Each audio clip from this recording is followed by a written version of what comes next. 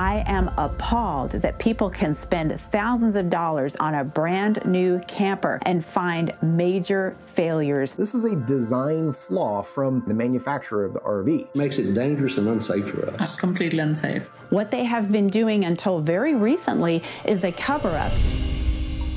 Two words RVers never want to hear: frame flex. In the last couple years, YouTube channels and online forums have blown up with talk about a structural defect in RVs called frame flex, otherwise known as frame failure. Today, we're looking at a 2021 Grand Design Momentum that's been to the factory 3 times for frame failure. And the issues seem to be associated most with one brand, Grand Design RVs, which belongs to one of the largest RV companies in the country, the iconic Winnebago Industries. And many people invested their life savings or took out a massive loan to buy an RV. For some, it was a way to get out of their home safely during COVID. For others, it became their home. I retired in 2021, tried to talk her into this RV world. And Grand Design seemed like a good choice. It had a reputation for quality and customer service, something many felt lacking in the industry. We looked at probably 10 different brands, friends with Grand Design, and everyone sung the praises of Grand Design. Industry darling at the time, so we felt very confident about our selection. But they didn't have to wait long, sometimes just a couple months before rolling it out of the dealer to start seeing symptoms of frame failure. It often started as something small like creaky floors, trims falling off. We got it April of 2022. We got on our trip, and by July, we noticed we had a complete structural failure in the back of the RV. Trim pieces falling off, the screws and the slides were backing out. Floor in the bedroom creaked, the island was loose. We had issues. Watching some YouTube videos, those were some signs that we might have this broken frame issue. According to the Grand Design notice on frame flex sent to dealers and service shops, the flex should be minuscule. But owners across the country have been dealing with way worse. We did these tests 3 times because I wanted to have accurate data. The flexing that I've got on this rig or this deck far exceeds the measurements that are recommended by LCI or Lippert and Grand Design. Oh man, look at the cabinets. Look at that space up in the top corner up there. That cabinet completely broke loose from the ceiling. There was actual breaks all the way through at joints where they had welded them and the welds had popped or the metal had broke. All the other problems was all caused of the frame separating from the actual rig itself. We saw right away. We had some busted floor joist, part of the Lippert frame, screws that were missing. I was in shock, and I told him, I'm not getting in there ever again. Grand Design owners and experts on social media believe these problems are likely due to design and manufacturing flaws, and that the company isn't owning up to it. I am appalled that people can spend thousands of dollars, over $100,000 on a brand new camper and find major failures almost from the get-go. You have obvious design flaws. And in this case with the frame failure, we have a case of manufacturer defect, and it is a defect. Sometimes it's user error. Sometimes it's a manufacturing default. In this case, with the 390 RK in particular, this is a design flaw from Grand Design, the manufacturer of the RV. It almost sounds like they're trying to blame it on something else and not take responsibility. Winnebago has called these concerns from its customers, quote, rumors and misinformation. I want to directly address the misinformation that has been disseminated on social media regarding excessive frame flex across the industry, including a small percentage of our large Solitude of Momentum fifth wheel products.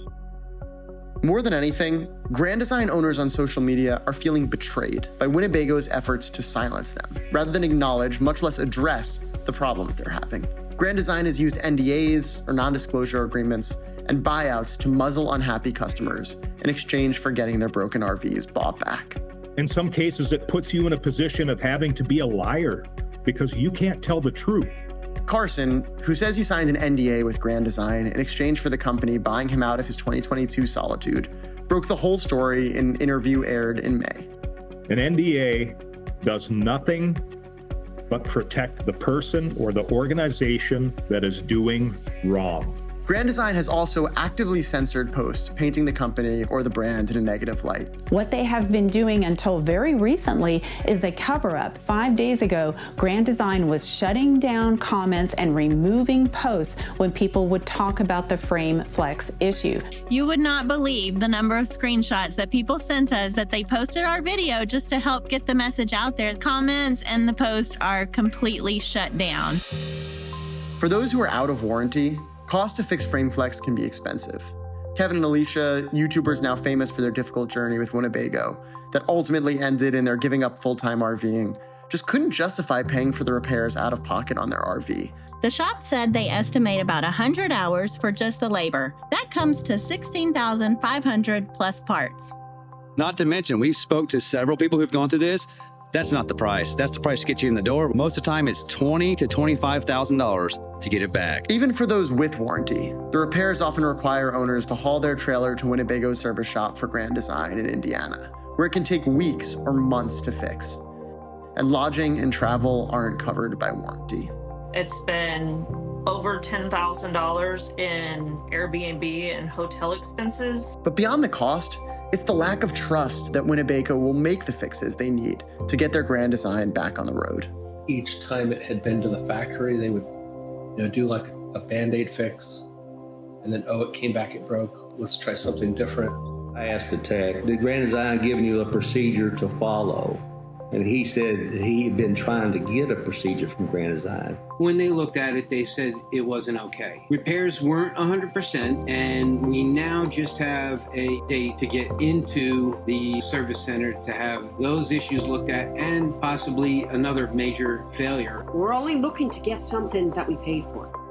And many are worried these Grand Designs will jeopardize their safety and the safety of others on the road. These frames are defective and aren't really capable of carrying these loads, which makes it dangerous and unsafe for us. Completely unsafe. When we talk to the service advisor, he's like, we've classified your rig unsafe to move. The safety of this rig is 100% in question. It literally makes my blood boil. You want us to drive 900 miles from Texas to Indiana and put our family at risk. It's also unacceptable to the person in the next lane over. You want to keep believing. We're not gonna take any chances. We're not gonna risk our lives or anybody's lives in this.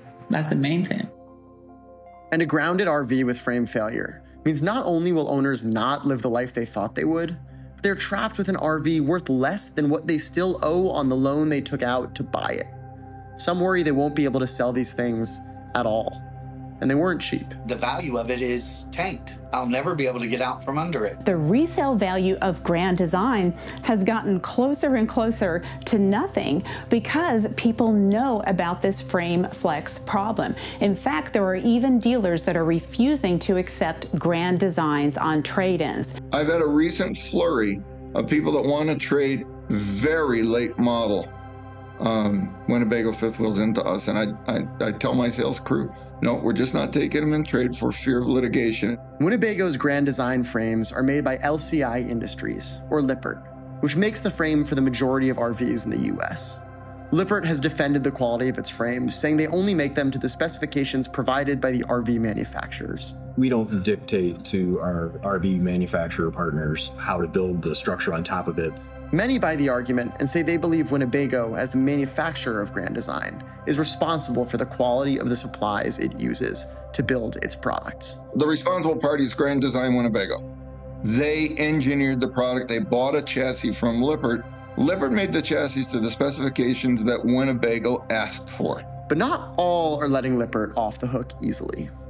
Neither company's doing their due diligence. Experts who spoke to Hunterbrook believe the company's ultimately going to have no choice but to recall the vehicles or face serious litigation. Already, Winnebago's been sued for violating the Federal Warranty Act. In the vast majority of cases, they've settled. But even with the NDAs and the buyouts, the word is spreading about the brand, which is seeing declining sales and leaving behind angry customers. They really played on the heartstrings of people that wanted to go out and live a dream and explore and have a lifestyle. So they cut corners, the fancy range, the elevator, the fireplace, but maybe the frame just can't really support that. You've broken a lot of dreams out there. Take ownership of this and make these RVs solid. And if you can't do it, then stop.